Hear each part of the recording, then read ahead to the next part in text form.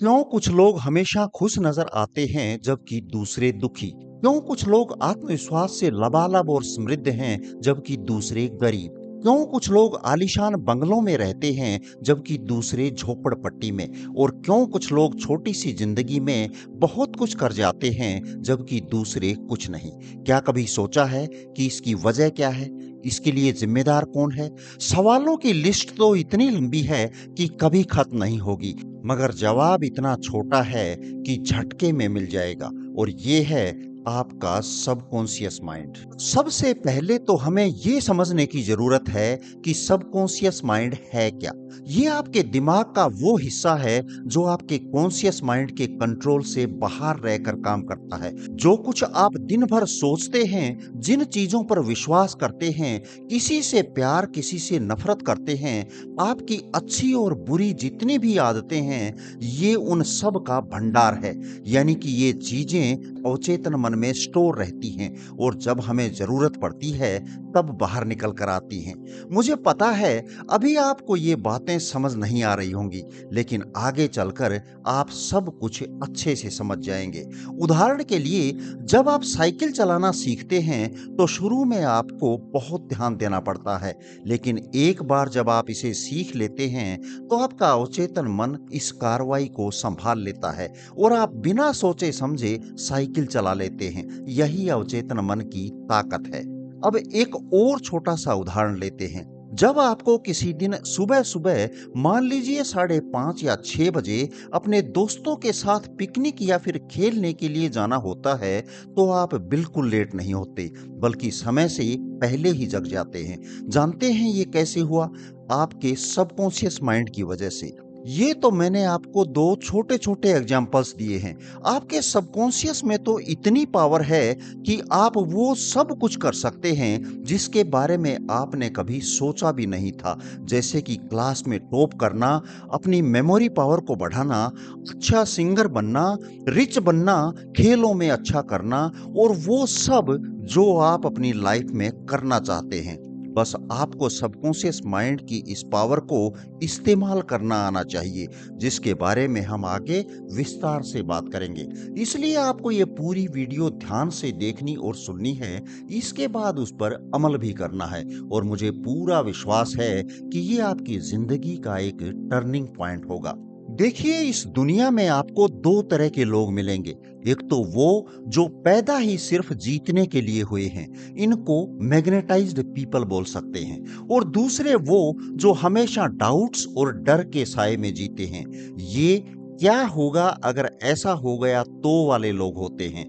इनको आप डीमैग्नेटाइज्ड लोगों की कैटेगरी में डाल सकते हैं।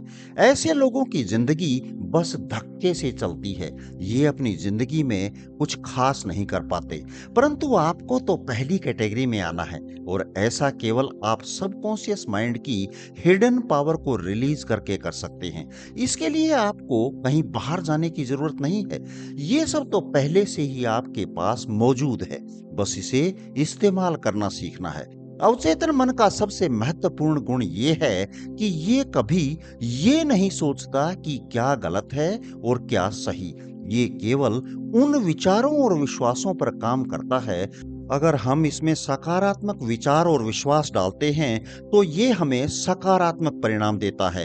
अगर हम नकारात्मक विचारों और डर को जगह देते हैं तो ये नकारात्मक परिणाम लाता है। यानी कि हमारा अवचेतन मन एक जादुई शक्ति है जो हमारे विचारों को हकीकत में बदल देता है। लेकिन यहाँ सबसे जरूरी है हमारा विश्वास, क्योंकि अवचेतन मन विश्वास के नियम पर काम करता है। The law of your mind is the law of belief. आपका अवचेतन आपके विश्वासों को सत्य के रूप में स्वीकार करता है और उन्हें वास्तविकता में बदलने के लिए पूरी ताकत लगा देता है। हमारे विचार प्रारंभिक क्रिया होते हैं जो एक बीज का काम करते हैं। आप मन में जैसे विचार डालोगे, आपका सबकॉन्शियस आपको वैसा ही नतीजा दे देगा। ये बिल्कुल वैसे ही है जैसे कांटों वाले पेड़ का बीज लगाने से उस पर फलों की इच्छा करना बेकार है। यहाँ पर बीज आपके विचार हैं और आपका सबकॉन्शियस वो उपजाऊ मिट्टी है जो अच्छे बुरे का भेद किए बगैर उसका रिजल्ट देगी। उसको इससे कोई फर्क नहीं पड़ता कि आपने फलों वाले वृक्ष का बीज बोया है या कांटेदार झाड़ी का। अब ये समझ लेते हैं कि लॉ ऑफ बिलीफ कैसे काम करता है। लॉ ऑफ बिलीफ एक मैकेनिज्म के थ्रू काम करता है जिसको हम 3 पार्ट्स में समझेंगे। पहला, सेल्फ फुलफिलिंग प्रोफेसी। सबसे पहले आपके बिलीफ्स एक फीडबैक लूप बनाते हैं। अगर आप मानते हैं कि आप सफल होंगे तो आप सकारात्मक कदम उठाते हैं, अवसरों को देखते हैं और चुनौतियों का सामना करते हैं। उसी तरह नकारात्मक विश्वास आपको शंका, निष्क्रियता और असफलता की ओर धकेलते हैं।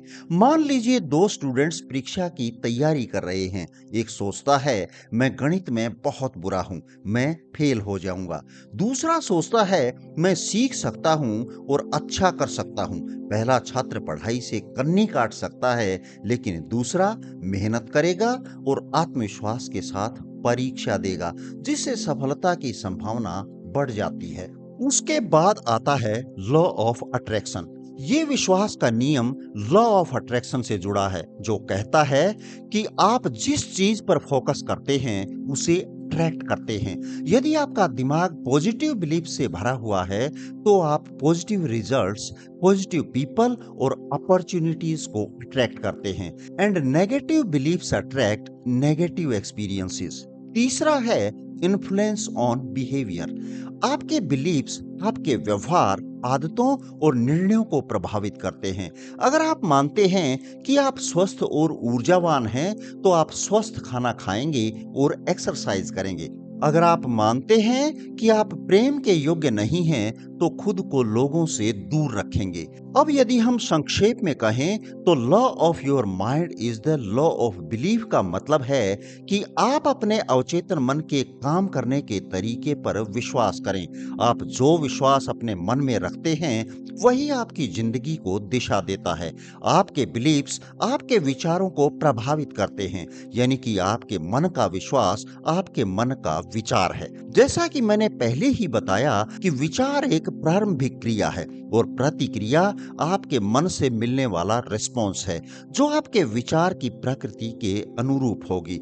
जब आपका मन अच्छी अच्छी बातें सोचता है, सत्य को स्वीकार करता है, इसमें जमा विचार रचनात्मक और शांतिपूर्ण होते हैं, तो आपके अवचेतन मन की जादुई शक्ति अपनी प्रतिक्रिया देती है और हर काम आपके मन मुताबिक होता चला जाता है। अगर आप बाहरी परिस्थितियां बदलना चाहते हैं तो आपको अपने भीतर का कारण बदलना होगा।